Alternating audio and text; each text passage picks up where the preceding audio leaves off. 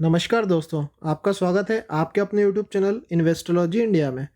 दोस्तों, आज हम बात करने वाले हैं ऑप्शन सेलिंग के रिगार्डिंग। आज हम किसी पर्टिकुलर स्टॉक की बात नहीं करेंगे, हम ऑप्शन सेलिंग के बेसिक को और उसका प्रैक्टिकल एप्लीकेशन को देखेंगे। तो वीडियो थोड़ा सा लंबा हो सकता है, तो दोस्तों बने रहने की कोशिश करना। और हो सकता है आपको कुछ नई बातें जानने को मिले, कुछ नई स्ट्रेटेजी देखने को मिले जो अभी तक आपने नहीं देखी होगी। तो बिना किसी देरी के फिर दोस्तों चलिए फिर शुरू करते हैं। तो दोस्तों, अब हम ये देखेंगे कि कॉल और पुट क्या होता है। हम इसकी थ्योरी डिस्कस नहीं करेंगे क्योंकि थ्योरेटिकल नॉलेज तो आप देख सकते हैं। इसका प्रैक्टिकल एप्लीकेशन में हम किस तरह से इस्तेमाल करेंगे तो वो बात हम जानने की कोशिश करेंगे। कॉल का मीनिंग होता है अगर शेयर के प्राइस बढ़ेगा तो कॉल का प्राइस भी बढ़ेगा, कॉल की जो प्रीमियम होती है वो भी बढ़ेगी। और उसी तरह पुट में यह होता है कि अगर शेयर का प्राइस घटेगा तो पुट की प्रीमियम बढ़ेगी। और अगर पुट की प्रीमियम बढ़ती है तो जो पुट का बायर होता है उसे बेनिफिट होना शुरू हो जाएगा। और वहीं अगर कॉल की प्रीमियम बढ़ती है तो कॉल के बायर को बेनिफिट होना शुरू हो जाएगा। तो अगर हम बात करें, अगर हम सेलिंग की बात करें, तो अगर हम कॉल को सेल करेंगे तो शेयर के रेट में अगर गिरावट आएगी तो हमें बेनिफिट होना शुरू हो जाएगा। और वहीं अगर पुट सेलिंग की बात करेंगे तो पुट सेलिंग में अगर शेयर का जो प्राइस है वो बढ़ेगा तो हमें बेनिफिट होना शुरू हो जाएगा। इसका मतलब आप ये देख सकते हैं, पुट को सेल करना और कॉल को बाय करना, इन दोनों के जो डायरेक्शन है, शेयर के डायरेक्शन जो रहेंगे पॉजिटिव डायरेक्शन, इन दोनों में फ़ायदा होना शुरू हो जाएगा।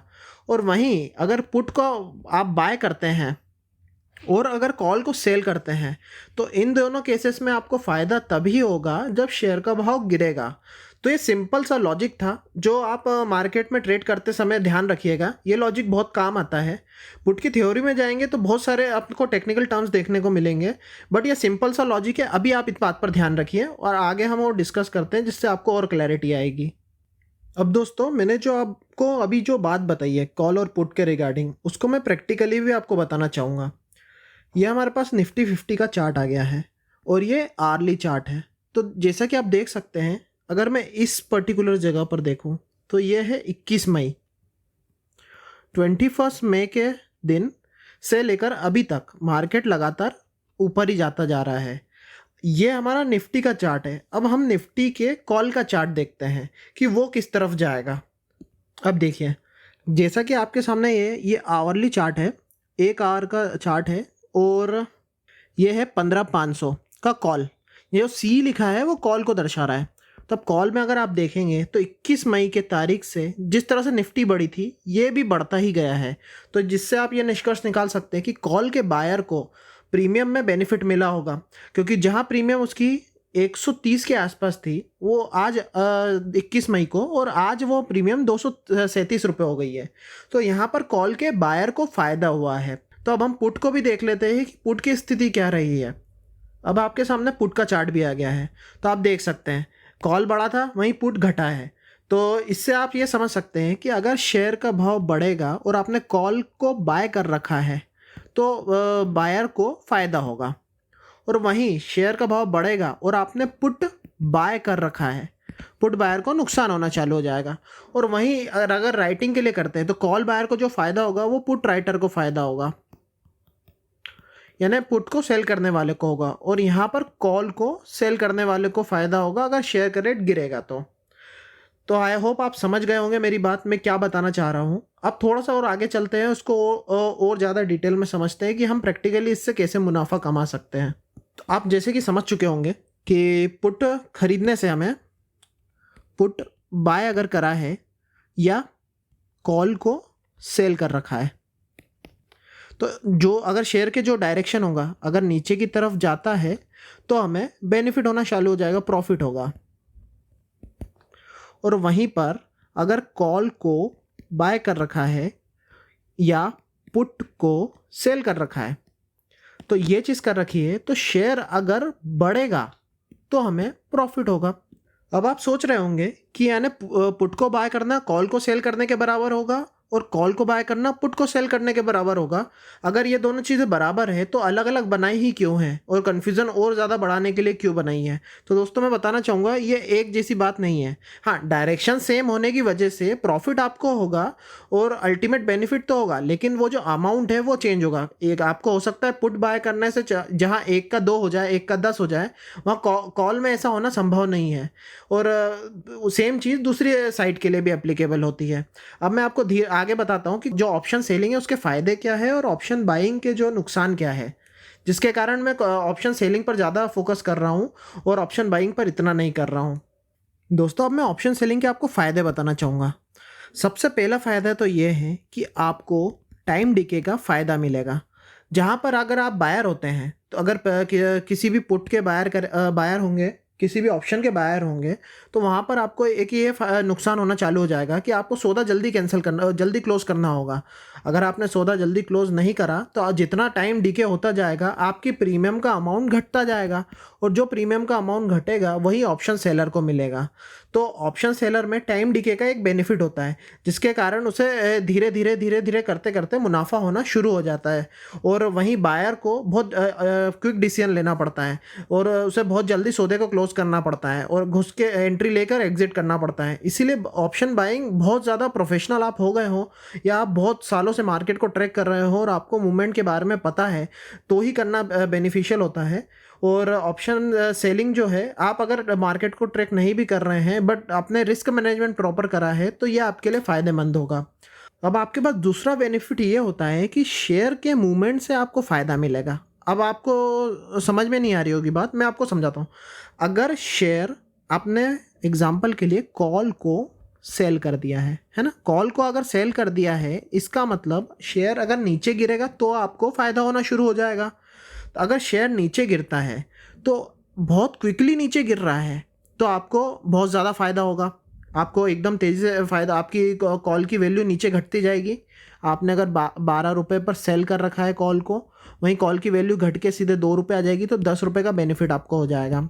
आप उसमें स्क्वायर ऑफ कर लेंगे 2 रुपये में तो 10 रुपये का नेट बेनिफिट हो जाएगा। और वहीं अगर शेयर धीरे करके भी नीचे आता है तो भी आपकी कॉल की वैल्यू धीरे धीरे करके गलना शुरू कर देगी और आपको बेनिफिट होना शुरू कर देगा। अब मैं बोलता हूँ शेयर का भाव नीचे नहीं आया और शेयर अपनी जगह पर कांस्टेंट बना रहा। अगर कांस्टेंट बना रहेगा तो टाइम डिके के कारण आपकी प्रीमियम कम होती रहेगी और धीरे धीरे एक्सपायरी तक वो पूरी तरीके से गल जाएगी। अगर आपके आउट ऑफ द मनी चले जाता है सौदा तो यहाँ पर भी आपको बेनिफिट हो जाएगा। और अगर शेयर बहुत तेज़ी से ऊपर चले जाता है तब आपको नुकसान होना शुरू होगा। अगर ये चीज़ होती है तभी आपको लॉस होना शुरू होगा, वरना वहीं अपनी जगह पर रुकना या धीरे धीरे करके नीचे आना या तेज़ी से नीचे आना या धीरे धीरे करके ऊपर जाना, इन सारे सिनेरियो में आपको बेनिफिट होना शुरू हो जाएगा। दोस्तों हो सकता है कॉम्प्लिकेटेड जा रहा हो आपको, बट एक बार समझने की कोशिश करिएगा और प्रैक्टिकली भी आप एक बार मार्केट में देखिएगा, ऑब्जर्व करने की कोशिश करिएगा, आपको समझ में आ जाएगी चीज़। अब आगे चलकर मैं आपको ऑप्शन सेलिंग के रिस्क भी बता देता हूँ कि ऑप्शन बाइंग और ऑप्शन सेलिंग में क्या रिस्क होते हैं और ज़्यादातर रिटेल लोग ऑप्शन बाइंग को क्यों प्रेफर करते हैं। सबसे पहला कारण है इसका मार्जिन अमाउंट। ऑप्शन सेलिंग के लिए आपको पैसा थोड़ा ज़्यादा लग जाता है। अगर आप स्टॉक ऑप्शन को सेल कर रहे हैं तो अंदाज़न 1 लाख के आसपास का मार्जिन आपको लगता है और वहीं पर इंडेक्स ऑप्शन कर रहे हैं तो डिपेंड करेगा आपके इंडेक्स के कौन से इंडेक्स में आप ट्रेड कर रहे हैं, उसके अकॉर्डिंग आपको पैसा लगेगा। तो मार्जिन अमाउंट आप ये मान के चलिए, स्टॉक ऑप्शन करना है तो 1 लाख के आसपास का आपको मार्जिन रखना पड़ेगा। तो सबसे पहला कारण ही होता है इसका ज़्यादा पैसा। आप 1 लाख रुपए लगाते हैं और बदले में आपको प्रीमियम अमाउंट मिल जाता है।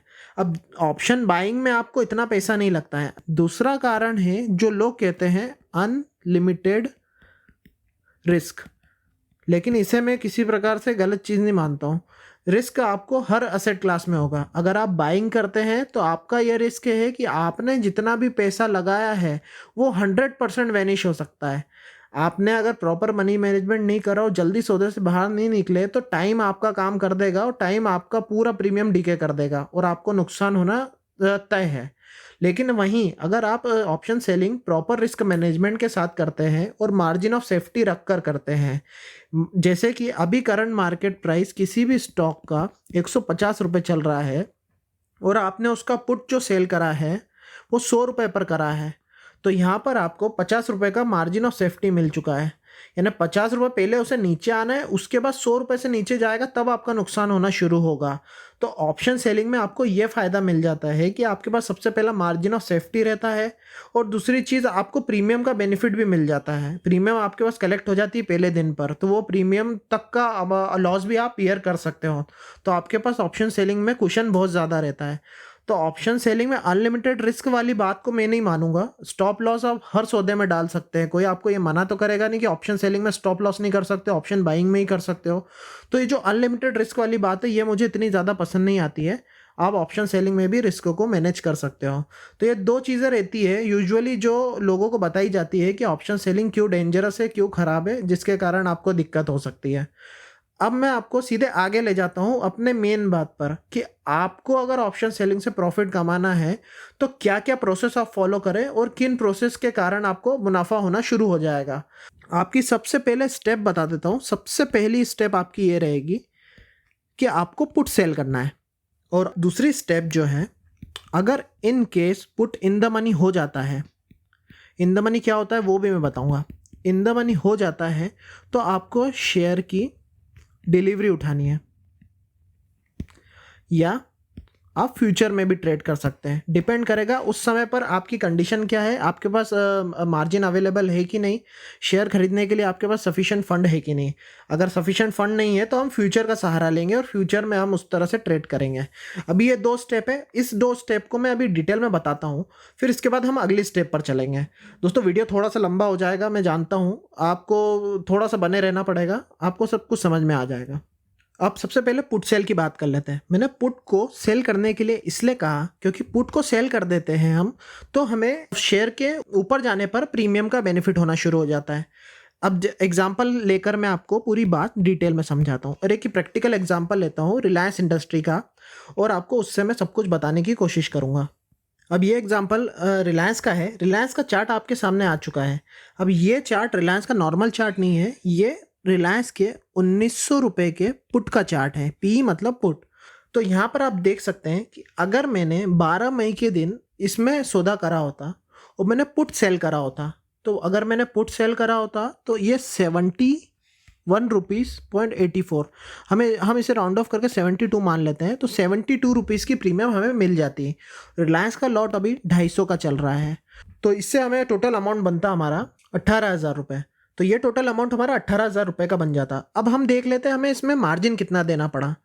ये जुलाई का 1900 का पुट है, इसमें हम सेल करते तो यहाँ पे 76,000 रुपये का मार्जिन हमें देखने को मिल रहा है। यहाँ पर देखिए दोस्तों, 76,000 रुपये का हमें 72 रुपये की प्रीमियम मिल रही थी, जिसमें हमें 250 का लॉट था, तो टोटल 18,000 रुपये मिल रहे थे, जिसमें हमने राउंड ऑफ करके 80,000 का मार्जिन पकड़ा था। अगर हम इसे डिवाइड करते 80,000 से तो ये बनता है टोटल 22%। तो हम इसे और ऊपरी रेंज पर 3 महीने के हिसाब से देख लेते हैं, तो एक महीने का रिटर्न 7.5% है। लेकिन ये 7.5% में भी कुछ रिस्क है कि ये 7.5% तब अपने को मिलेगा जब 1900 से नीचे शेयर नहीं जाए। अगर 1900 से ऊपर रिलायंस जुलाई एंड तक बना रहता है, 1901 रुपया भी रहा, तो हमें ये पूरा 18,000 रुपये मिल जाएंगे। अब हम यहाँ पर एग्जाम्पल में लिख देते हैं। यहाँ पर हमें 72 रुपीज़ की प्रीमियम मिल रही थी, टोटल 18,000 रुपीज़ बन रहे थे, और जो हमें मार्जिन अमाउंट लग रहा था वो हमारा 80,000 रुपयों का था। तो ये 80,000 का मार्जिन था और 72 रुपीज़ की प्रीमियम थी। अब हम आगे चलते थोड़ा समझते हैं। 1900 रुपये का हमारा ये पुट था। अगर 1900 से नीचे जुलाई एंड में शेयर चला जाता है, तो हम एग्जाम्पल के लिए ये मान लेते हैं कि रिलायंस 1900 से नीचे चला गया, क्योंकि हमें अभी इस समय वर्स्ट केस सिनेरियो को डिस्कस करना है। अच्छे सिनेरियो में तो आपको प्रॉफिट हो ही जाएगा, 18,000 रुपये आप आपकी जेब में 2 महीने बाद ले ही लेंगे, लेकिन हमें वर्स्ट केस के लिए तैयार रहना है, और मेन वीडियो यही है कि आप अपने रिस्क को कैसे मैनेज करेंगे। तो 19,000 से नीचे चला गया, मान लेते हैं पुट जुलाई एंड पर 1,800 रुपये शेयर का रेट चला गया। ये था जुलाई एंड, ठीक है। जुलाई एंड पर ये शेयर का रेट 1,800 रुपये चला गया।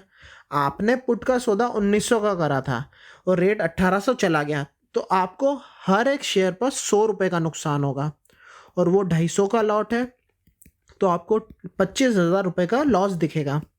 अब आपको ये रिस्क दिख सकता है कि हाँ ये तो बहुत बड़ा रिस्क है, अगर रिलायंस का भाव पूरा ज़ीरो हो गया तो हमें पूरा लॉस हो जाएगा, अनलिमिटेड रिस्क होता है ऑप्शन सेलिंग में।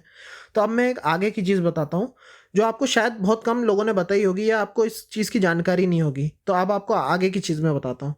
1800 जब शेयर का रेट जाएगा तब आपने जो पुट सेल करा है, तो पुट सेल करने पर आपके पास ये ऑप्शन रहता है कि आप को फुट की डिलीवरी लेनी होती है। अगर आप ब्रोकर को कुछ भी नहीं करते हैं तो ऑटोमेटिक ब्रोकर आपके अकाउंट में 250 शेयर उस समय ये उस 250 शेयर 1900 के रेट से क्रेडिट कर देगा, क्योंकि ये आपका सौदा था। सौदे में आपने ये कहा था पुट के बायर को कि अगर शेयर का भाव 1900 से कम रहता है तो मैं तो आपसे 1900 में ही शेयर खरीदूंगा, भले ही शेयर कितना भी नीचे चले जाए। तो इसी कारण पुट के बायर को ये बेनिफिट मिल जाता है कि वो सेलर को 1900 से नीचे के शेयर चले जाने पर 1900 में ही बेचने की राइट रखता है। तो उसका बेनिफिट तो हो गया कि 1800 में खरीदा मार्केट से और 1900 में आपको बेच दिया।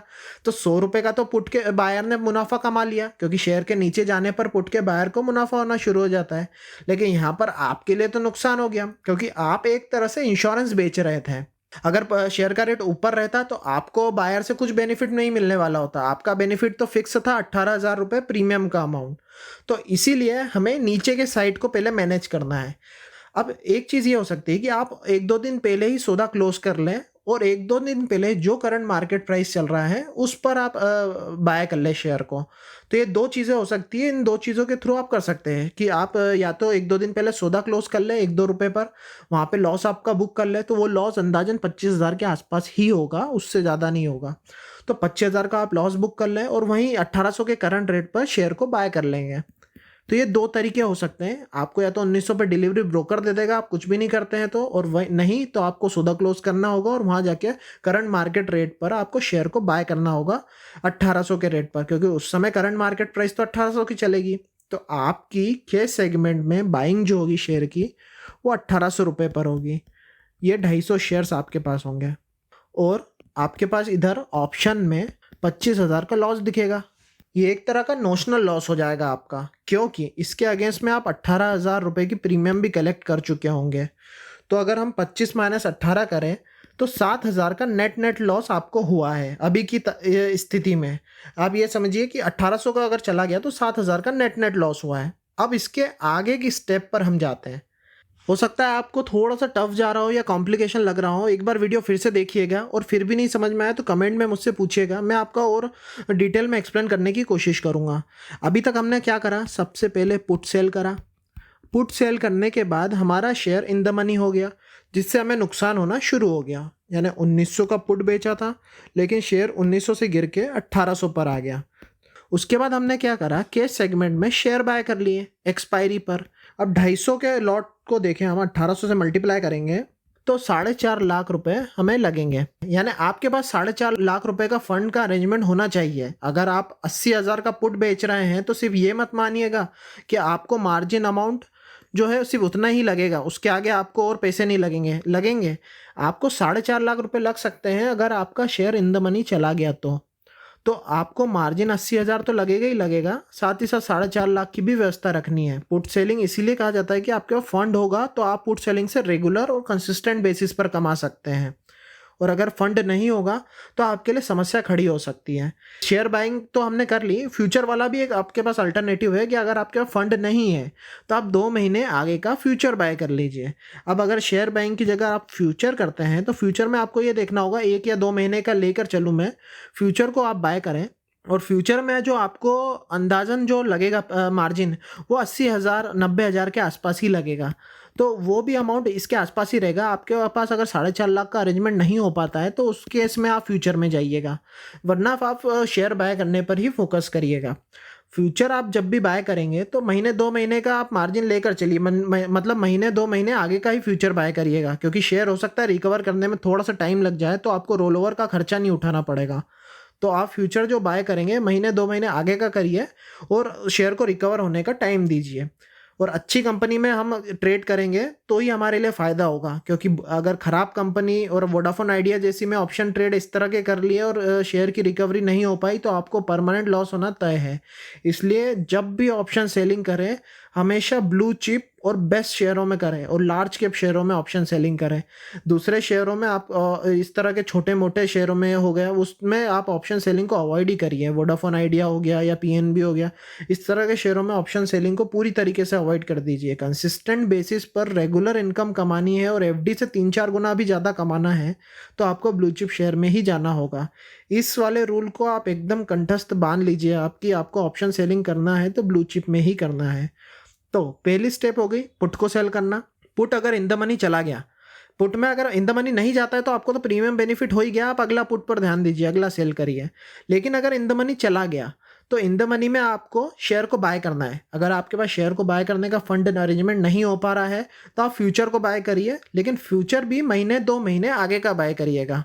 तो आपके पास एक हेजिंग का ऑप्शन हो जाएगा 2-3 महीने के लिए। उसके बाद भी अगर शेयर रिकवर नहीं करता है तो आप पुट को रोल ओवर कर सकते हैं। तो वो रोल ओवर का खर्चा थोड़ा बहुत लगेगा, लेकिन आपका रोल ओवर हो जाएगा, तो उसमें भी आप बच जाएंगे कि 4.5 लाख रुपए नहीं लगेंगे। अब हम स्टोरी को आगे बढ़ाते हैं। तीसरे पॉइंट पर हमें कॉल को सेल करना है। अब कॉल को सेल करेंगे, करंट मार्केट प्राइस अभी चल रहा है 1800 रुपये, है ना। तो हमने जो पुट सेल करा था वो 1900 का सेल करा था। तो हम जो कॉल सेल करेंगे अगला, वो कॉल होगा 1900 से ज़्यादा वाला। अब 1900 से ज़्यादा कोई सा भी आप देख सकते हैं उस समय के रेट पर जो चल रहा हो। तो एग्जाम्पल के लिए हम 2000 रुपयों का कॉल सेल करेंगे। 2000 रुपयों का जो कॉल है हम सेल करेंगे। अब कॉल सेल करने पर 2000 रुपये के कॉल्स को सेल करने पर प्रीमियम कितनी मिलेगी हमें अब वो देखना है।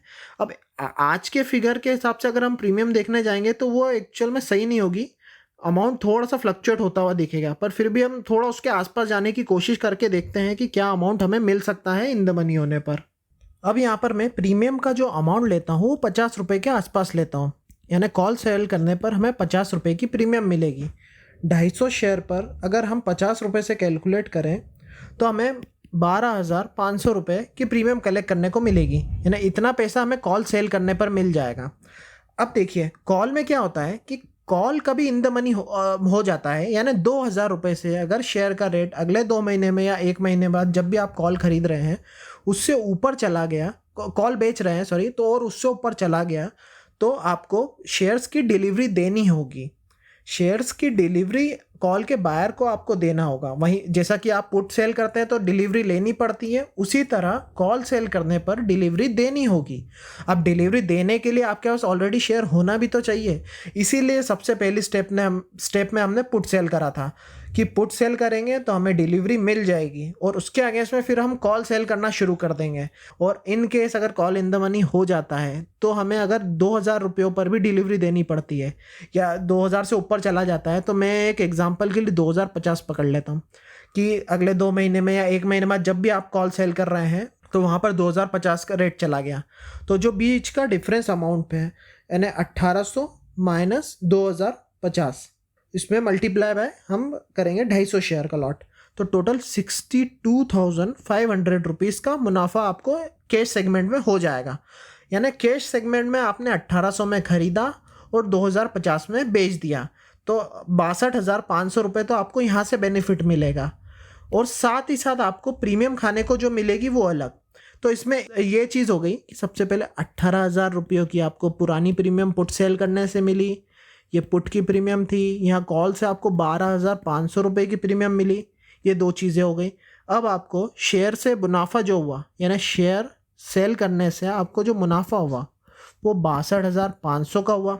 तो ऊपर जो आपको पुट में हमने देखा 25,000 का नुकसान हुआ था, तो 25,000 के नुकसान को भी हम यहाँ पे कंसिडर कर लेंगे। 100 रुपये का अंतर जो था 1900 से 1800 का। अब यहाँ पर हमें कॉल में भी नुकसान हुआ है। कॉल में नुकसान किस तरह से हुआ है, कॉल जो हमारा 2000 रुपये का था जिसमें हमने सेल करा था उसका रेट बढ़कर 2050 चला गया है।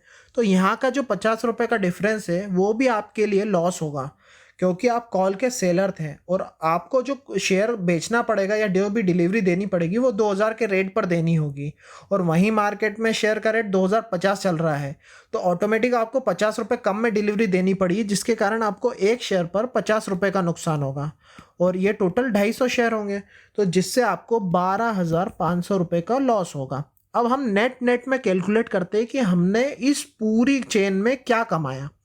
सबसे पहले इधर 12,500 जो प्रीमियम का अमाउंट है और उसमें 18,000 की पुट की प्रीमियम को भी हम ऐड कर देते हैं। तो ये अमाउंट बनता है टोटल 30,500 रुपये जो हमने प्रीमियम से कमाया। ये है प्रीमियम का अमाउंट।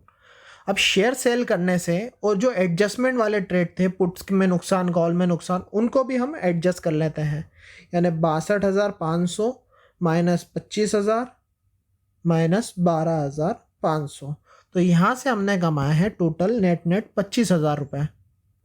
अगर इन दोनों का हम टोटल कर लें तो ये टोटल बनता है 55,500 रुपये। हमने इस पूरे ट्रांजैक्शन में 55,500 रुपये कमाए हैं और ये ट्रांजैक्शन टोटल चला होगा 2 या 3 महीने। तो 2 या 3 महीने के ट्रांजैक्शन में हमने 55,500 रुपये कमाए। साथ ही साथ हमें कॉल या पुट सेल करने में जो हमने मार्जिन लिया वो 80,000 के आसपास था, प्लस हमें शेयर की जो डिलीवरी लेनी पड़ी उसमें 4.5 लाख का मार्जिन था। और 4.5 लाख अगर आप नहीं करते हैं, फ्यूचर के हिसाब से करते हैं, तो फ्यूचर में जो आपको लगा होगा वो 80 के आसपास लगा होगा। तो अगर आप उसको कंसिडर करेंगे, तो इन दोनों को कंसिडर करें तो 1.5 से 2 लाख के बीच में आपका मार्जिन लगा टोटल। और आप इस चीज़ को कंसिडर करेंगे तो 5 लाख 5.5 लाख के आसपास का आपका मार्जिन लगा है, जिससे आपने ये पूरे ट्रांजैक्शन की चेन को कंप्लीट करा है। आपने पहले पुट को सेल करा, फिर शेयर्स की डिलीवरी ली, फिर जाकर आपने कॉल को सेल करा, फिर उसके बाद आपने कॉल की डिलीवरी दी। तो ये टोटल 4 प्रोसेस से आपने कॉल सेल करके या पुट सेल करके मुनाफा शेयर मार्केट से कमाया। अब ये प्रोसेस कंसिस्टेंट प्रोसेस है, इसमें आपको 1 का 2, 1 का 10 नहीं होगा, लेकिन हाँ, आप जितना मार्जिन लगाएंगे, जितना भी फंड का इस्तेमाल करेंगे, वो सेफ्टी के साथ धीरे धीरे करके आपको मुनाफा देगा। अब शेयर्स की जो डिलीवरी थी, यहाँ पर शेयर्स की डिलीवरी और फ्यूचर के बीच का जो अंतर था, आप सोच रहे होंगे कि मैं शेयर की डिलीवरी पर क्यों इतना फोकस कर रहा हूँ, फ्यूचर में हमें कम मार्जिन लगेगा और उस कम मार्जिन का इस्तेमाल करके भी तो हम ट्रेड कर सकते हैं। पर दोस्तों, मुझे शेयर की डिलीवरी लेना ज़्यादा पसंद है, क्योंकि इसमें यह बेनिफिट होता है कि आपको जो डिविडेंड वगैरह इन सब चीज़ों का एडजस्टमेंट भी आपको मिल ही जाता है। लेकिन सबसे बड़ा ये फ़ायदा होता है कि शेयर की डिलीवरी जब आप लेते हैं तो आपका मन है कि आप अगले महीने कॉल सेल करना चाहे तो कर सकते हैं, और नहीं भी करना चाहे, आपने ब्लू चिप कंपनी में पैसा लगाया है, आपको सस्ते रेट पर शेयर उपलब्ध हो जाता है। रिलायंस का शेयर अगर किसी को 1800 रुपये में 250 शेयर मिले हैं, 4.5 लाख रुपये लगाए हैं, तो ये किसी भी हाल में ख़राब बात नहीं होती है। मैं तो अगर 1800 के रेट में मेरे पास डिलीवरी आ जाएगी तो मैं तो इसे कभी भी बेचूंगा नहीं, कभी भी इसका कॉल नहीं सेल करूंगा, इसे रखूंगा, इसे बढ़ने दूंगा। जब शेयर 2500-3000 के आसपास जाएगा या ओवर वैल्यूड हो जाएगा, तब मैं शेयर को सेल करने की कोशिश करूंगा, उससे मुनाफा कमाने की कोशिश करूंगा। तो मेरे लिए पुट सेलिंग कम रेटों पर शेयर को एक्वायर करने की सबसे बेस्ट स्ट्रेटेजी है, क्योंकि ब्लू चिप शेयर बहुत कम रेटों पर अपने करंट मार्केट प्राइस से 10 से 15% नीचे आकर मुझे मिलते हैं, और मैं इसकी डिलीवरी उठाकर शेयर को अपने पास होल्डिंग के रूप में रख लेता हूं। और जब मार्केट बहुत ज़्यादा ऊपर चले जाता है या ओवर वैल्यूड हो जाता है या शेयर ओवर वैल्यूड हो जाता है, तब मैं धीरे धीरे करके उसमें सेलिंग अपनी करता हूँ। लेकिन आपको ऐसा काम नहीं करना है, आपको रेगुलर कंसिस्टेंटली मुनाफा कमाना है और मार्जिन रिलीज करते हुए जाना है वापस, ताकि आप अगले किसी ट्रेड में एंटर हो सके। तो उसके लिए आपको फिर ये वाली प्रोसेस अपनानी है। पहले पुट सेल करें, फिर शेयर की डिलीवरी लें, शेयर की डिलीवरी नहीं लेते हैं तो फ्यूचर ले लें, और फिर उसके बाद फ्यूचर को आगे कॉल सेल कर दें। और कॉल अगर आउट ऑफ द मनी चला जाता है तो बहुत बेहतरीन बात है, आपके पास शेयर भी बचे रहे या फ्यूचर का जो अमाउंट है वो भी बचा रहा। और जब आपका call out in the money हो जाए तब आप डिलीवरी देकर वहाँ से भी मुनाफा कमा लें। तो ये पूरी प्रोसेस थी ऑप्शन सेलिंग की जो मैंने आपको बताई है। इस प्रोसेस में आपको हो सकता है कन्फ्यूजन हो, बहुत सारे डाउट आए, बहुत सारी चीज़ों के बारे में और समझने में आपको परेशानी हो, तो आप मुझे कमेंट में पूछ लीजिएगा, मैं आपको आपके सवालों के जवाब देने की कोशिश करूँगा।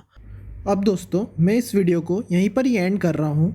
अब इसके बाद इसका सेकंड पार्ट आएगा। सेकंड पार्ट देखना आप बिल्कुल मत भूलना, क्योंकि सेकंड पार्ट में मैं अपने पर्सनल ट्रेड्स शेयर करने वाला हूं और अपना P&L और पोजीशन बताने वाला हूं, ताकि आपको ये पता चल सके कि जो आपने अभी इसी वीडियो में थ्योरेटिकल नॉलेज लिया उसको प्रैक्टिकली अप्लाई करने पर क्या वाकई में प्रॉफिट होता है या नहीं होता है।